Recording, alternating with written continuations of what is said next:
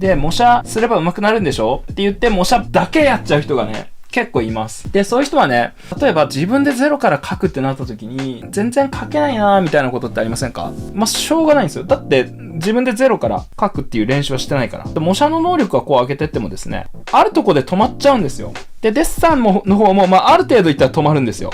どれか一つに偏ると必ず止まるんですよ、この成長が。模写ずっとしてればね、もう神様みたいに上手くなれるのかって言ったらですね、それはないんですよね。あるいは模写って結局さ、その上手い絵を、自分の、中に吸収するってことだと思うんですけど、応用がね、効かなくなるんですよ。その目の前の絵は描けるけれど、ちょっと角度変わったりとか、別なポーズになったりとかね、そういうの描けない。それはなんでかっていうと、自分でゼロから描くっていう、練習をしてないから。模写ってさ、やっぱ上手い絵をコピーするから楽しいんですよね。で、自分が上手くなったような錯覚。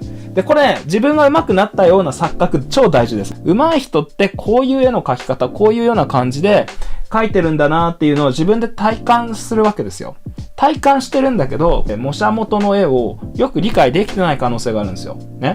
それなんでかっていうと、ゼロから構築しないですからですよね。当たり前ですけど。その表層上辺だけを真似して、描くっていうことに慣れてしまって、なんか雰囲気そういう感じの絵は描けなくもないみたいな、ただし角度もかなり限定的なんだけどね、みたいなね。そういうことになりがちなんですよ。で、そこで大事なのが、めちゃくちゃ下手なんだけど、自分でゼロから書くってことも大事ですよね。そうするとね、これ書ける、これ書けないなっていうのが、めちゃくちゃわかるようになるんですよ。例えば、よくあるのは、正面側を書いたら、右利きの人はね、こう、左側が広がって、右側がこうちっちゃくなってくるんですよ、こうやって。これ、よくあるあるじゃないですか、こういうの。そんな感じで、自分の、なんか手癖みたいなものが、わかるようになる。あるいは、自分の画力ってこんな感じなんだっていうですね、レベルがわかるような。僕なんかもね、3年でジブリの本買ってもらった人いますかね、コミケでね。数少ないと思うんですけど、わかると思うんですけど、本当に見ながら描いた絵と、自分でゼロから描いた絵のレベルがすごいありました。見ながら描いたら、なんとかそこそこ形になってたんだけど、自分で描いたらもうめちゃくちゃ下手。っていうの両方大事なんです、実はこれ。これね、良くないのが、模写してんだけど、中途半端。自分で書いてんだけど、中途半端。結局ですね、いろんな練習してんだけど、どれも似てないって。それはね、ごめん、あんまり伸びしろないです。スケッチブック見たり、X のポストでもいいです。パーって見てた時に、模写してんだけど、落書きしてんだけど、デッサンしてんだけど、全部同じじゃん、みたいな。ね。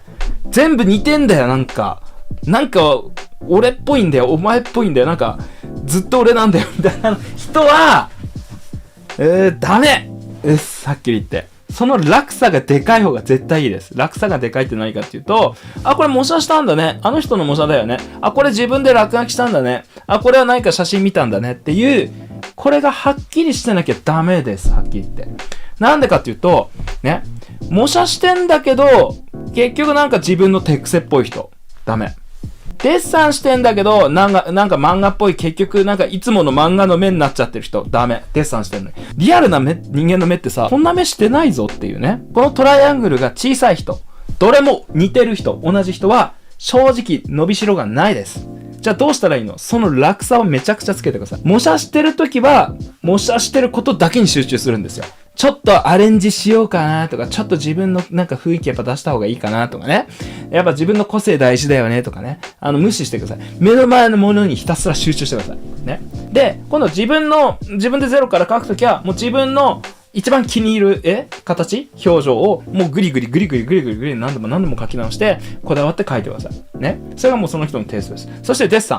もう写真なるべく正確に忠実に目の前にある通りに描いてください。デッサンはね、上級者向けって書いてますけど、これ何かっていうと、実際問題線にまとめたことない人は、やっぱね、デッサンは結構厳しいですよね。デッサン苦手な人ってね、結構美女っていうか綺麗な子描いたのに顔が可愛くないみたいな。それまとめ方があるんですよ。ここをつなぐためには、一回、かなりリアルな絵柄を模写しましょう。はい。ね。僕だったら、人狼とかね、井上俊樹さんとか沖浦さんとか、そういわゆるリアルっぽい絵が上手いアニメーターたちの絵を結構模写してました、ある時。そうすると、そういう人たちの線のまとめ方とか、雰囲気っていうものがある程度分かった、吸収できたっていうような部分があって初めてデッサンをできるようになります。これもちろん漫画とかアニメとかイラストがうまくなりたい人向けのデッサンなので、いわゆる陰影画とは違いますよ、このデッサンっていうのはね。クロッキーデッサンとは違います。いわゆる美術大学とかね、専門予備校みたいなところのデッサンとはちょっと経路が違って、あくまで線画でまとめたものだと思っていいです。はい。そういう感じでですね、この3つをですね、やっていくってなった時に、これいかにも練習の話だと思ってませんか？違います、皆さん。違います。実はこれは仕事の仕方でもあります、皆さん。アニメの仕事もまさにこの手順でやってました。模写っていうか見ながら描くのってキャラ表を見たら当たり前だよね。要するに上手い人の、いわゆる、今で言うと作画マット的なやつあるじゃないですか。ね。をやっぱ見ながら参考にしながら描く。ね。これがね、とりあえず一番、急激には上手くなるよね。ですが、これを実際カットにまとめる自分のね、作画、原画にしようってなった時には、やっぱこれ、自分書きの要素どうしても出てきます。自分で動き書いたりね、いろいろするわけだから。で、なおかつ、自撮りもしました。あんまり使ったことないんだけど、映画っていうのは実写の参考を見たりもしました。ってな感じで、実はあのトライアングルって全部入ってるんです、実は。はい。なので、これは絵の練習の仕方じゃないんですよ。できること全部やれなんですよ。ほんと。要するにベストを尽くせってことですよ。はい。もうこれに尽きるんですよ。これね、この表実はよく見るとですね、ここで一つ分かれます。こんな感じに。ね。これ何かっていうと、こっち側が見るだよね、簡単に言うと。何かを見てるよねってこと。で、要するにこれね、アウトプットとインプットってことです、これ。実はこれって、一つの絵描くときに両方やるじゃないですか、当たり前ですけど。上手い人の絵参考にする、実際自分で自撮りしてみて、これね、どんな手になってんだろうっていうのをこうね、やってみろね。なんか飲むって、この手描けますか、皆さん。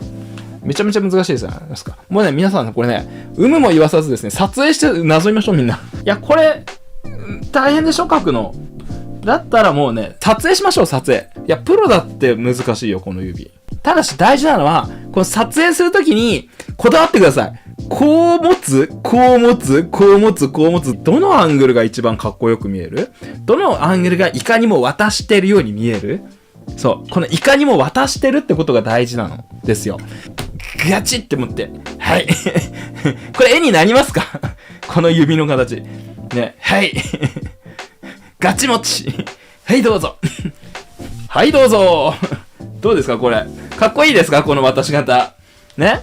演技ってのがあるの。ある程度こう持ったら、こうして、こうするとかね。ほら、わかる？演技の仕方。ね。いかにも、オーバーにやるわけですよ。ね。持って、はいどうぞ、はいどうぞって持たして、渡すときも、どの指したらいかにもこのキャラクターらしいかな、女の子なのか、かっこいい男の子なのか、それはね、いろいろあるでしょうよ。ね。ただし自分の手はね、別にその本人じゃないじゃないですか。僕、美少女でも、こう、ね、男前かどうか主観によるという、一応保留しておきますけど、美少女ではないよな、少なくとも。ってなった時、自分は美少女だと思って、演技した時に、どうしたらその可愛い子らしく、じゃあ両手かな、そういうちっちゃい子だったらね。片手で持つかなっていうの、そういう子だったらね。だったら両手で持たしたら、その両手の可愛い子はどういう風にね、渡すんだろうって、こうやって今こうやってほら、角度こうやってやってんじゃん、こうやって。すなわちですね、皆さん創作って言ってるけれど、ゼロから書いてないんですよ。だけど、今ゼロから書くために自分で素材を取ろうとしてる。あらゆるものはね、素材なんです。で、自分の中でこれを取り込んでどう料理するかなんだよ。ね。だから、ゼロからね、何でも書かなきゃいけないと思ってる人、大間違いです。お鍋をイメージしてください、お鍋。ね。鍋に何も具材入れてないのと同じですよ。ね。素材なし。お湯なんか何ぼ食っても美味しいわけないじゃないですか。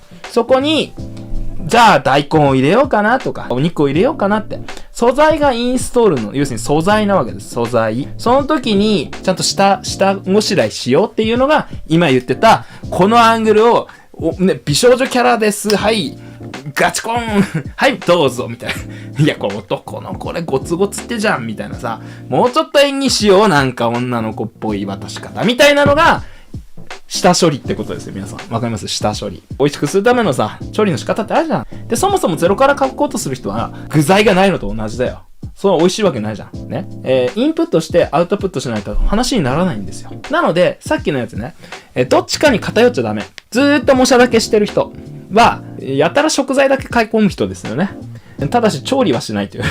そういう人ね、料理うまくなんないよね。ひたすらね、食材だけ、すんごい食材だけね、持ってきてもですね、その人はですね、それを調理してるっていう経験がないので、全然料理うまくなんない。ね。インプットしたものは、すかさず料理して、料理って何かっていう作品にしたり、落書きしたり、絵にしていくってこと。いろんな料理したことある人だったらさ、いろいろ選択肢あるじゃん。それはですね、今まで料理したことない人はですね、最初に買った食材にこだわっちゃうんですよ。ね。最初に自分が模写してる何かに、固執しちゃうんですよ。なので、常に、いろんなものをインストールしていくと。ね。ってな感じで皆さんですね、この模写とデッサンと自分書きっていうのがですね、これ、ちゃんとぐるぐる、これ仕事でも同じです。例えばですけれど、漫画の仕事してますって人。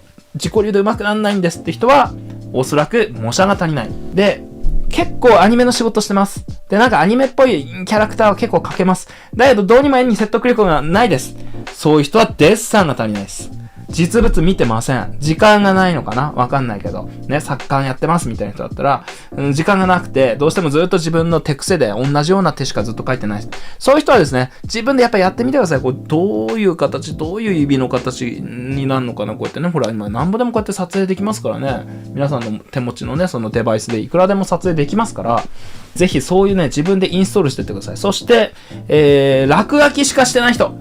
ずっと自分のやっぱループの中でしか上手くならないので、やっぱりですね、模写したりデッサンしてたりしてほしいなと思います。